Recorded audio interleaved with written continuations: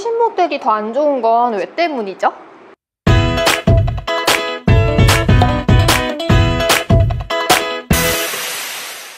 유하! 안녕하세요 여러분, JH모바일 유리예요. 오늘 준비한 영상은 뭐냐면 이 며칠 동안 제가 LG 제품들 리뷰만 했었는데 댓글을 보다 보니까 개인적으로 LG보다 삼성을 좋아하시는 분들이 더 많은 것 같더라고요.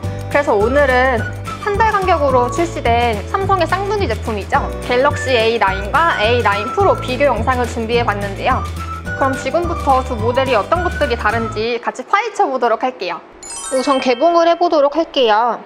겉으로 보이는 박스는 A9에는 이미지가 첨부되어 있는 것 말고는 동일하고요. 박스를 열어보면 조그만 박스가 하나 더 들어있는데 이 안에는 젤리 케이스가 들어있어요.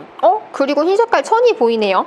LG 제품에 들어가 있는 융에 비해선 조금 허접하긴 한데 그래도 A9 시리즈라고 조금 신경을 쓴 것 같네요.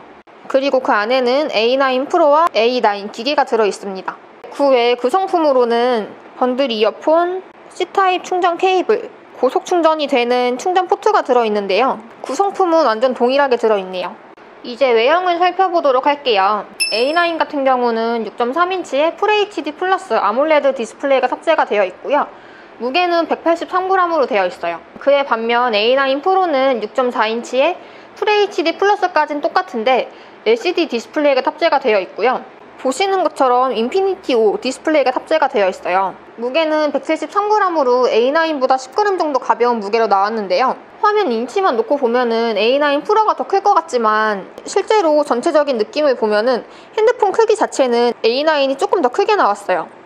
아무래도 A9은 상하단 베젤 두께감이 조금 있다 보니까 더 클 수밖에 없는 것 같아요. 출시된 색상을 살펴보자면 A9 같은 경우는 블랙, 블루, 핑크 세 가지로 출시를 했고요.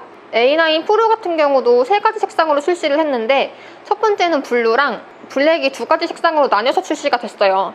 하나는 기본 블랙이고 하나는 앱솔루트 블랙이라고 약간 회색빛 나는 그런 재질 같아요. 지금 보시면 이 색상이 A9 핑크고요. 그 옆에 있는 모델이 A9 프로 블루 모델인데요.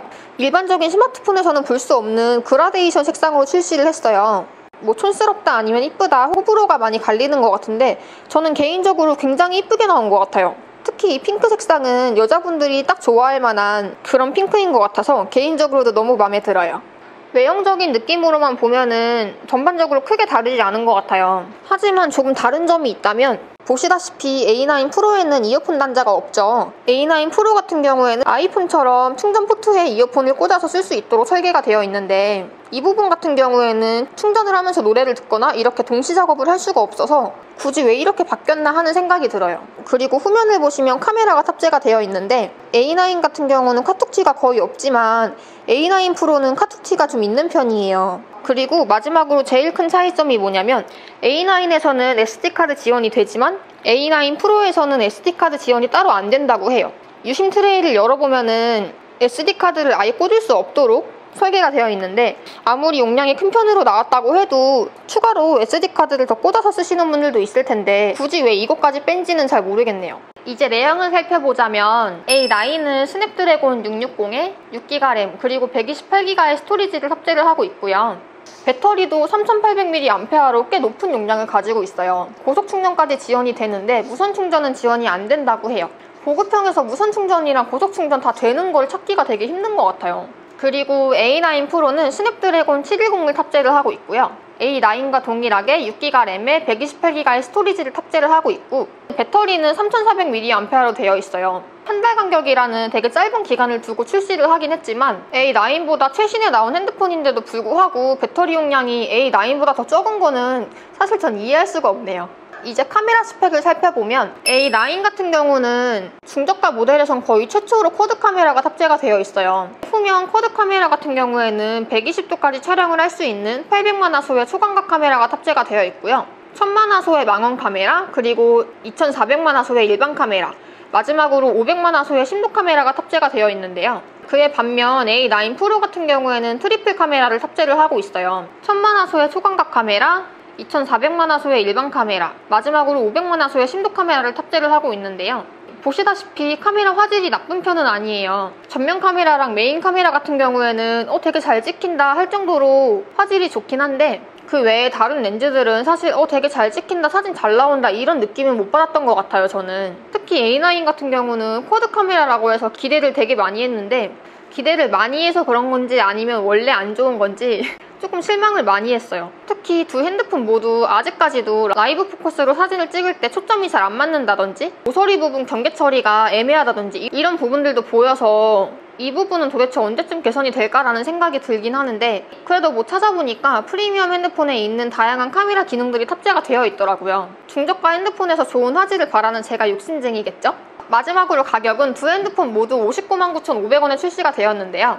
사실 제가 리뷰를 하려고 알아보면서 느낀 건데 여러분들도 지금까지 느끼셨을 수도 있겠지만 왜 더 늦게 출시된 A9 프로가 A9보다 덜 떨어지는지 잘 모르겠거든요. 더 늦게 나오고 최신에 나온 핸드폰일수록 더 좋아야 되는 거 아닌가라는 생각이 저는 있는데 여태까지 살펴본 스펙 외에도 A9이랑 A9 프로에서 차이점을 보이고 있는 몇 가지가 있어요. 좋은 점도 있고 안 좋은 점도 있는데 뭐부터 얘기하지?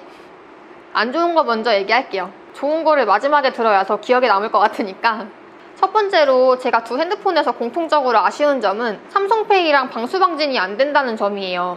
뭐 저가 모델이면 뭐 가격이 저렴하니까 빠졌겠지라고 생각할 수도 있을 것 같은데 중저가 라인인데도 불구하고 삼성페이랑 방수방진 둘 다 빠진 거는 뭐 A9 같은 경우에는 쿼드 카메라 집어넣느냐고 빠질 수 있다고 쳐도 A9 프로에서는 왜 빠진지 사실 잘 모르겠어요. 그리고 두 번째로는 A9에서는 올레이즈온 디스플레이가 지원이 되지만 A9 프로에서는 지원이 안 된다는 점이에요. 제가 갤럭시 쓸 때 올레이즈온 디스플레이 한번 써보니까 굳이 시계를 보려고 핸드폰을 켜지 않아도 돼서 되게 편했는데 이것 또한 최신 버전인데도 불구하고 왜 A9 프로에는 빠져있는지 이해가 안 가요. 그리고 A9 프로에서 한 가지 더 아쉬운 점이 있다면 인피니티 5 디스플레이를 탑재한 것까진 좋은데 이로 인해 카메라 같은 삼성 자체 앱을 실행할 때에도 글씨가 잘린다는 점이에요. 화면을 더 넓게 쓰고 노치를 줄이려고 인피니티 5를 탑재한 건 정말 좋은데 하나 좋은 게 있으면 하나 안 좋은 게 있다고 쳐도 이거는 좀 정말 아니지 않나. 마지막으로 단점 하나 더 얘기해드리자면 핸드폰이 이렇게 잠겨있을 때 핸드폰을 집어드는 것만으로도 화면이 켜지는 기능이 있잖아요. 근데 그게 A9에서만 지원이 돼요. 뭐 사소한 기능이라고 생각하고 넘어갈 수 있는 부분이기도 한데 계속 말씀드렸듯이 굳이 최신에 나온 A9 프로에서는 빼놓고 A9에만 탑재가 되어 있는 부분들이 너무나도 많으니까 이런 사소한 부분들까지도 정말 아쉽고 안 좋게 느껴져요. 지금까지는 너무 까기만 했으니까 좋은 점도 얘기를 해드려야겠죠. 두 핸드폰 모두 중저가 라인답게 CPU 성능이 그렇게 나쁘지만은 않아서 고사양 앱들을 돌려도 무리가 없어요. 예를 들면 배틀그라운드라든지 이런 게임을 돌려도 완전 원활하진 않지만 문제없이 잘 돌아가는 수준이더라고요. 그리고 LG 제품에 탑재되어 있던 핑거터치 기억하시나요? 그 비슷한 기능이 A9 시리즈에도 탑재가 되어 있는데요. 보시는 것처럼 지문인식 센서를 이용해서 상단바를 내리고 올리고 할 수가 있어요. 이게 제가 저번에 LG 제품 리뷰하면서 처음 써본 기능이긴 한데 생각보다 엄청 편리하더라고요. 특히 LG 제품 같은 경우는 편하긴 한데 내리고 올리고 하는 그 동작이 쉽지가 않았어요. 인식이 잘 안 될 때도 있고. 근데 A 시리즈는 지문 인식 센서가 그 동작 인식을 되게 잘하더라고요. 그래서 이건 정말 칭찬해줄 만한 부분 중에 하나인 것 같아요. 이왕 탑재를 했으면 쓸 수 있게 만들어줘야 되니까. 자, 지금까지 저와 같이 A9 시리즈에 대해 알아봤는데요. A9이랑 A9 프로랑 정말 뚜렷한 장단점을 가지고 있는 건 사실이에요. 개인적으로 A9 프로는 인피니티 5 디스플레이가 탑재가 된 게 제일 마음에 드는 부분 중에 하나였고요. A9 같은 경우는 기대할 만한 정도는 아니지만 쿼드 카메라도 탑재가 되어 있고 올레이즈온 디스플레이나 핸드폰 들어서 깨우기 이런 사소한 기능이 들어가 있어요. 개인적으로 생각했을 때도 A9 프로보다 A9이 더 좋다고 생각을 하지만 디자인을 중요하게 생각하는 저로서는 상하단 베젤이 두꺼운 게 조금 걸리긴 하는 것 같아요. 특히 출고가는 동일하게 나왔지만 지금 현 상태로 놓고 보면은 A9이랑 A9 프로랑 가격 차이가 조금 나는데요. A9 같은 경우는 공시지원금 자체가 많이 올랐기 때문에 10만원대의 가격으로 구입을 하실 수가 있어요. 하지만 A9 프로 같은 경우는 아직까지는 A9만큼은 공시지원금이 오르지가 않아서 40만원 중반대의 가격으로 구매를 하실 수가 있는데요. 저는 개인적으로 A9이 더 마음에 들긴 하지만 개인 취향이다 보니까 A9 프로가 더 마음에 드시는 분들도 분명히 있을 거예요. A9과 A9 프로에 대한 여러분들의 생각은 어떠신지 다양하게 댓글로 많이 남겨주시고요. 그리고 A9 프로가 구매를 하고 싶은데 가격이 아직 비싸서 망설이고 계시다면 저희 JH모바일 검색하고 카페로 들어보시면 더 저렴하게 구매하실 수 있으니까 참고하시면 좋을 것 같아요. 여러분들이니까 알려드리는 거예요. 아시죠?